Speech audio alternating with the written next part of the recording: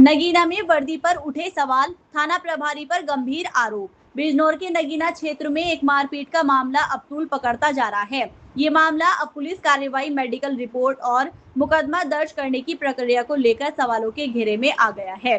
पीड़ित पक्ष राहुल चौधरी ने आरोप लगाया है कि पहले थाने में दबाव बनाकर समझौता कराया गया और बाद में उसी मामले में गंभीर धाराओं में मुकदमा दर्ज कर दिया गया।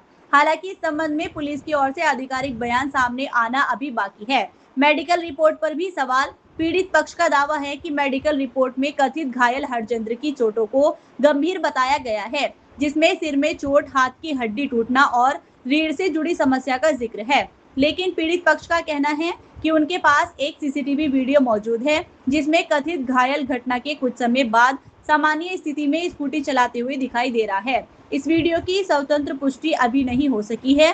निर्दोष लोगों को फंसाने का आरोप। राहुल चौधरी ने यह भी आरोप लगाया है कि कुछ ऐसे लोगों के नाम भी एफआईआर में शामिल किए गए हैं जो घटना स्थल पर मौजूद नहीं थे।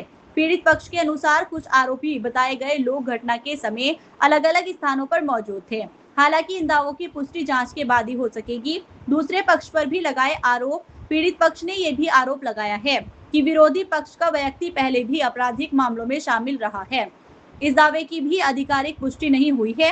सबसे बड़ा सवाल, क्या इस मामले में निष्पक्ष जांच होगी? क्या मेडिकल रिपोर्ट और सीसीटीवी की जांच कराई जाएगी? क्या निर्दोष लोगों के नाम हटाए जाएंगे?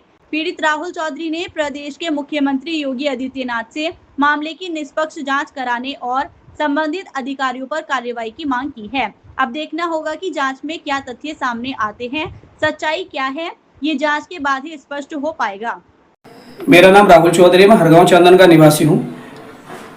8 तारीख में शाम को 5 बजे एक घटना घटित हुई जिसमें हरजिंदर पुत्र ओमपाल मेरे घर तक चढ़ के आया, गाली गलौच हुई, उसके मेरे बीच थोड़ी मारपीट हुई और मारपीट के बाद मैंने 112 को कॉल की।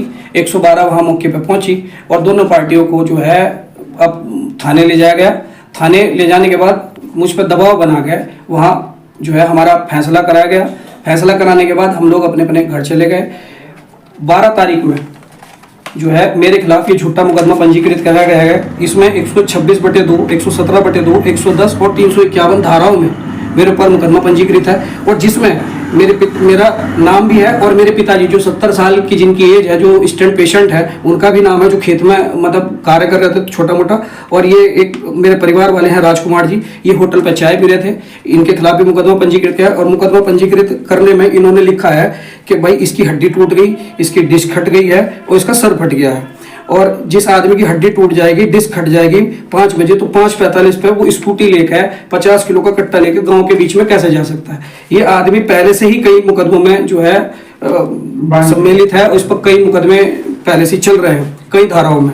और ये लोग हमें पहले से फंसाना चाहते हैं। इनका फंसाने का कारण ये है कि जो मुकदमे इन पर चल रहे हैं उसमें मेरे पिताजी गवाह हैं और उस बेस पे अक्सर हमें कहते हैं कि या तो तुम इसमें गवाही मत दो, नहीं तो हम तुम पे इतने मुकदमे डलवा देंगे कि तुम्हारी जिंदगी बर्बाद हो जाएगी। और इसमें इंस्पेक्टर साहब जो अवनीश मान है, उनकी जो है इनसे मिले हुए हैं और उन्होंने ये मुकदमा पंजीकृत किया गया हमारे खिलाफ। ये फर्जी मुकदमा है और इसका मेडिकल भी फर्जी हुआ है। हमारी मांग ये है कि जो इंस्पेक्टर साहब है जिन्होंने हम पर फर्जी मुकदमा बनाया है, उन्हें तत्काल प्रभाव से सस्पेंड किया जाना चाहिए और जिसने फर्जी मेडिकल किया है उसकी भी जांच होनी चाहिए और उन पे भी कार्रवाई होनी चाहिए। और अगर इसमें हमारा कहीं भी कुछ भी गलत है तो इसमें जांच हो और जांच हो गई, निष्पक्ष जांच हो, इसमें पता चले कि भाई हम दोषी हैं या नहीं दोषी हैं। लेकिन उस आदमी ने हमारी जिंदगी बर्बाद करने के लिए हमारे ऊपर इतनी धाराएं लगवा दी और हम घर से बेघर हुए फिर रहे हैं। मुख्यमंत्री जी से मेरा निवेदन है कि इसमें तत्काल प्रभाव से जांच कराई जाए और ये जो मेरे ऊपर फर्जी मुकदमा है इसको जो है खत्म किया जाए और ये जो इंस्पेक्टर साहब हैं इन्हें सस्पेंड किया जाए।